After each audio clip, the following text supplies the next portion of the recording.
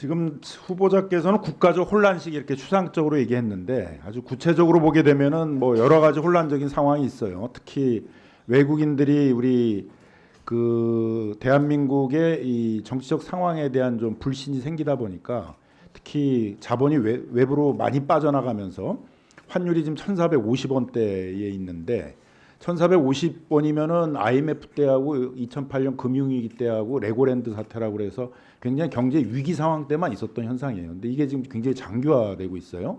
상당히 좀 불안한 상황입니다. 또 트럼프 정부가 1월 달에 이제 등장을 하는데 트럼프 정부하고 당장 협상을 해야 될 것들이 많이 있는데 우리가 이렇게 그 정치가 안정되지 않다 보니까 트럼프 정부가 이제 대한민국을 패싱하는 코리아 패싱 그런 것들도 있고요. 뭐 국가 신용 등급도 떨어지고 있고 국가 이미지도 굉장히 안 좋아지고 있고.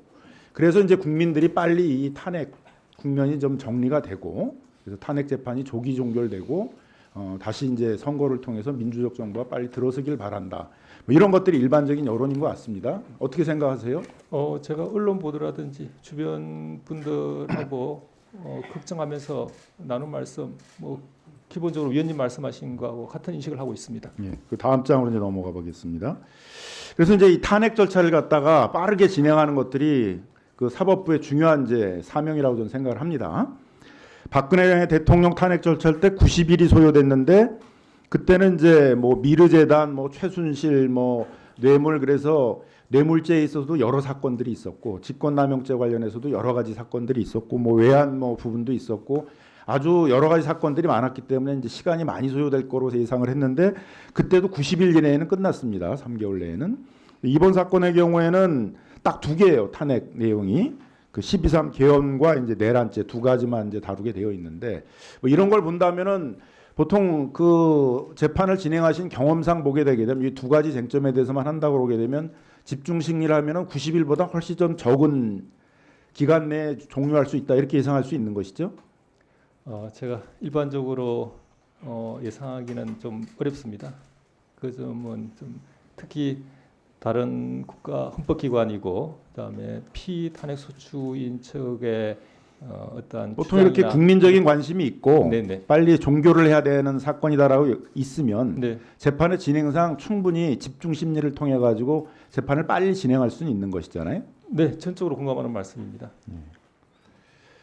근데 이제 문제가 되는 거는 이제 이 윤석열 대통령이 노골적으로 이제 4월 18일이 되게 되면 두 명의 헌법재판관이 이제 임기가 종료되는데 그때를 넘기기만 하게 되면 이제 현재의 6명에서 2명이 빠지면 이제 더 이상 진행이 어렵게 되니까 시간을 질질 끌면서 이제 4월을 넘기려 한다. 이제 이런 어떤 이제 예상이 되고 있어요.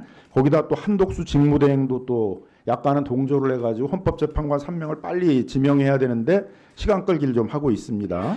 이러다 보니까 더욱더 이제 국정이 혼란스러운 상황이고 국가적인 이미지나 신뢰가 떨어지는 그런 상황인 것 같습니다. 그리고 다음 장을 좀 넘겨줘 보세요. 그래서 이제 물어보도록 하겠습니다. 이제 후보자도 마찬가지인데 국회가 이제 대법관에 대해서 임명 동의를 하게 되면 그걸로 끝나는 게 아니라 그 대통령이 임명을 해야 되잖아요. 그렇습니다. 지금은 이제 직무대행이 임명을 해야 됩니다. 근데 이거에 대해서 논란이 있어요.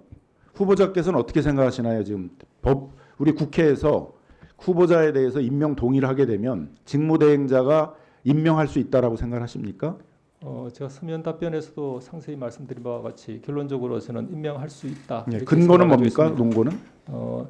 대법원장이 실질적으로 관련 법률에 따라 제청권을 행사했고 대통령이 그 제청을 수용해서 국회에 임명 동의 요청서를 보냈습니다. 그리고 국회가 오늘 이 청문회를 거쳐서 저를 대법관으로 적격이 있다고 판단해서 동의해 주신다면 실질 요건은 다 갖췄다고 생각이 듭니다. 예. 그렇게 된다면 임명 동의안 보낸 취지라든지 아니면 우리 헌법에서의 그런 달성하는 목적이 충분히 이루어졌다고 생각합니다. 그럼 헌법재판관 어떻습니까? 헌법재판관에 대해서는 이미 3인에 대해서 국회에서 인사청문회 절차를 끝내고 네. 아마 국회에 이제 곧 그 의결을 받을 것 같은데 네. 그런 경우엔 직무대행이 헌법재판관을 임명할 수 있다고 생각하십니까?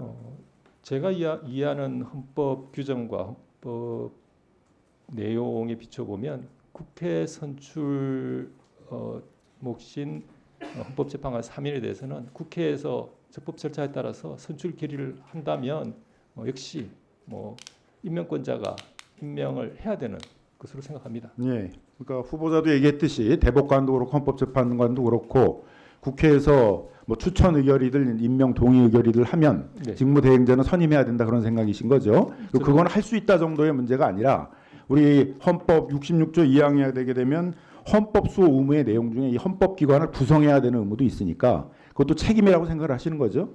빠른 시일 내에 임명해야 되는. 네, 위원님 의견에 동의합니다. 자, 그런데 이제 문제가 되는 거는 이제 어쨌든 그 다음 장을 좀 넘겨줘 보세요. 이게 많이 이제 시간을 끌고 있는데 그럼 이제 탄핵 재판을 신속하게 좀 진행해야 되는 문제가 있어요. 네. 먼저 이제 송달부터 안 받고 있는데 이렇게 이제 그 상대방이 송달을 안 받을 때는 어떻게 법원에서 처리를 할 수가 있습니까? 송달은 기본적으로 법원, 탄핵 심판을 말한다면 헌법재판소의 책임이고 권한입니다. 우리 법이 그러한 경우까지 예상해서 유치 송달 같은 보충 송달 방법이나 발송 송달 등 조치를 다 갖춰놓고 있습니다. 네, 그러니까 보충 송달, 유치 송달하고 그것도 안 받게 되게 되면 발송 송달을 처리할 수 있는 것이죠. 네, 지금 헌법재판소 그렇게 하겠다고 그러는 것이죠. 네, 재판기관의 책임하에 그렇게 할 수 있고 또 해야 되는 것으로. 그다음 이제 변론도 집중해서 할 수가 있는데 뭐 네. 일주일에 2번씩 뭐 한 대라든가 이런 것도 충분히 가능한 거죠. 탄핵 재판에서도. 사건에 따라서 그리고 뭐 신속한 재판과 공정한 재판을 동시에 충족시켜야 될 사안이라면 당연히 그렇게 하고 또 할 수도 있다고 생각합니다. 그다음에 이제 변호인을 선임하지 않고 이제 선임한다 그러면서 시간 질질 끌고 있는데 이런 것도 헌법재판소에서 필요하면 국선 변호인을 선임해 가지고 진행할 수 있는 것이죠. 뭐 일반적으로 위원님 말씀하신 그런 절차가 있고 또 그에 따른다고 저는 생각합니다. 증거에 있어서도 국회에서 나와서 선서를 하고 증언한 내용에 대해서는 충분히 헌법재판소에서 증거 능력 다 인정할 수 있는 그런 것들이죠. 기본적으로 말씀하신 내용들은 공문서 형태고 또 진술의 하게 된 경위나 절차 같은 것이 엄정하기 때문에 말씀하신 것과 같이 처리할 수 있을 것 같습니다. 예, 그래서 이미 국회에서 이제 우리 국방위원회라든가 또 뭐 법사위원회라든가 뭐 그 행정위원회라든가 행정안전위원회라든가 이런 데서 이미 이제 주요 그 내란에 종사했던 분들이 나와가지고 대통령이 뭐 국회의원들을 그 국회에서 끌어내라 뭐 이렇게 얘기도 했고 체포조를 만들라 이런 얘기도 했다 그러고 이런 이제 증언들을 다 했어요. 이런 증언들은 헌법재판소에서도 다 증거로 인정될 수 있는 것들이죠. 위원님 말씀하신 게 기본적으로 저는 동의합니다. 다만 그 부분은 아마 법률상으로는 증거 능력이고 그 내용을 그대로 믿느냐 신빙성의 문제는 그러니까 신빙성의 문제는 뭐 둘째인데 어쨌든 다 증거로서 사용할 수 있는 것들이잖아요. 뭐 저는 그렇게 위원님 말씀에 공감합니다. 자, 그래서 이제 계엄에 대해서 한번 좀 물어보겠습니다. 네. 12.3 계엄에 대해서 12.3 계엄이 전시 또는 사변에 준할 때 이제 하는 것들인데 대통령은 야당이 이제 뭐 예산을 삭감하고 뭐 탄핵 절차 같은 것들을 뭐 많이 진행을 했고 입법 폭주다 뭐 이런 걸로 이제 계엄을 선포했다고 그러는데 이건 계엄의 요건이 안 되는 것이죠?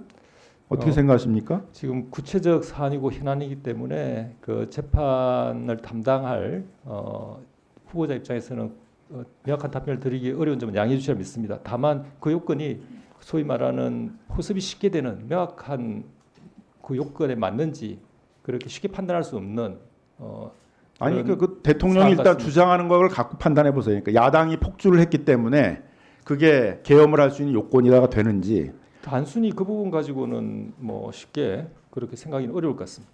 그렇죠. 전시 사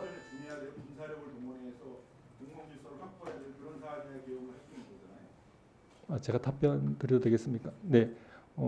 제가 다시 말씀드리지만 일반적으로 우리가 쉽게 예상할 수 있는 그런 헌법이 예정했던 전시 사변 또는 이에 준하는 사안으로 쉽게 생각되지는 않는 경우입니다.